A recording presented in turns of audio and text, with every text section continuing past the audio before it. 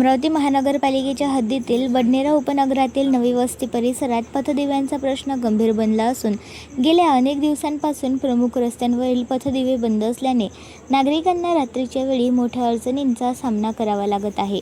मात्र या गंभीर समस्येकडे महानगरपालिका प्रशासन, वीज वितरण कंपनी तसेच स्थानिक लोकप्रतिनिधींकडून होत असलेल्या दुर्लक्षामुळे नागरिकांमध्ये संतापाची लाट उसळली आहे। उपविभागीय बांधकाम विभागाच्या कार्यालयापासून पवननगर व वरोडा मार्गावरील पथदिवे बंद आहेत। तसेच होली क्रॉस स्कूल ते छत्रपती शिवाजी महाराज चौक या महत्त्वाच्या मार्गावरील दिवेही अनेक दिवसांपासून अंधारात आहे। परिणामी संपूर्ण परिसर काळोखात बुडाला असून नागरिकांच्या सुरक्षिततेचा प्रश्न ऐरणीवर आला आहे। या परिसरात शिक्षक colony, MHADA colony, Sindhi camp, Pavannagar, Waroda, Panchsheel Nagar, Nagina Masjid परिसर, अब्दुल कलाम आझाद चौक यांसारख्या दाट लोकवस्तीच्या भागांचा समावेश आहे। याच मार्गावरून व्यापारी, रेल्वे कर्मचारी, विद्यार्थी, महिला आणि ज्येष्ठ नागरिक रात्री उशिरापर्यंत ये-जा करतात।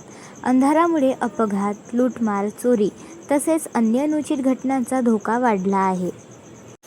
विशेष म्हणजे नागरिकांकडून वारंवार तक्रारी करूनही महानगरपालिका प्रशासन आणि महावितरण यांच्याकडून ठोस उपाययोजना करण्यात आलेली नाही।